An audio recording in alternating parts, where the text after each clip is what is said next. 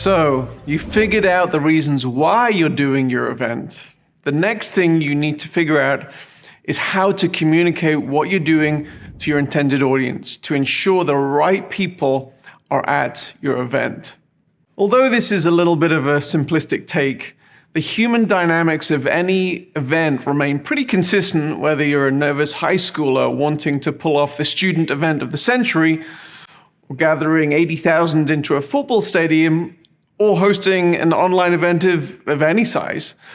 It really is true if you get that school quarterback and cheerleader and their buddies, people start paying attention no matter what demographic you're trying to reach. The quarterback may be different for different audiences, and you may have to be ready to communicate these nuances in language that your particular audience understands and connects with.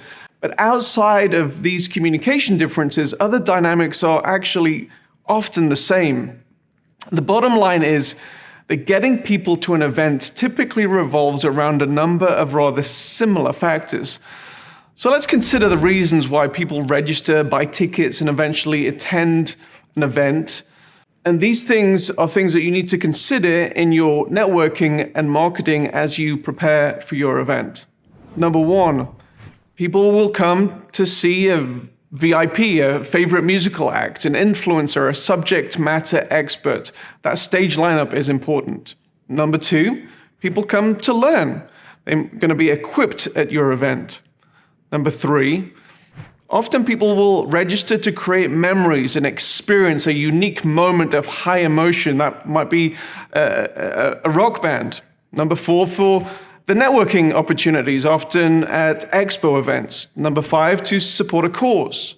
Number six, to be at the event of your tribe, your affinity group, the annual get-together. Number seven, because friends and colleagues are going to the event and people want to be there and belong to the group. Number eight, people go to be inspired and get a kickstart, a kick up the backside in a particular area. And number nine, people go to be entertained. Often the reasons why people eventually attend are a combination of a number of these factors, and even more mundane reasons can just nudge a person over that finish line into actually buying a ticket. Now, we've talked about marketing, and it may start with emotion, narrative, and vision, and these are all great things, but the mechanics of getting the right amount of people to your event are just that. Mechanics. And after a number of events, you will typically be able to estimate the percentage of people who will show up when comparing that to the number of people who have registered. So if you have a free event, it might be, we typically get 50 to 60 people, 60% of people who register who actually attend. Or if you have a paid event, it might be 85 to 95% of people. Also, the same dynamics of giving attendees a nudge to register with tools like giving a price break for early bird purchases, maybe a coupon code or an opportunity to be part of an exclusive component of the event, like a VIP group.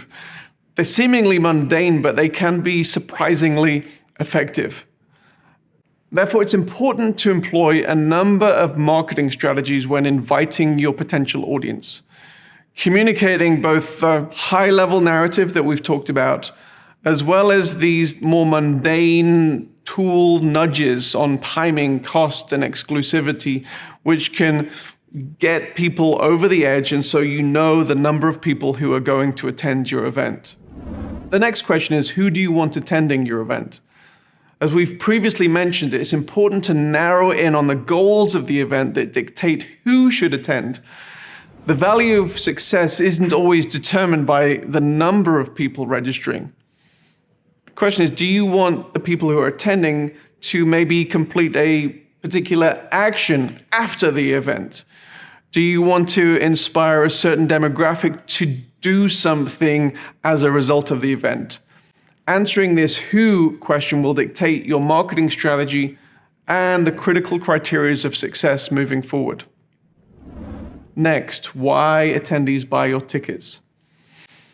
Knowing that it is typical for a person to buy a ticket due to several factors, which we've mentioned, it's important that you are aware of the channels it will take to communicate those reasons to a particular audience. so that they can hear your message and then register. These vary per organization, and therefore it's important for you to think about your own unique situation. But these typically include things like word of mouth, personal recommendations in any industry, in any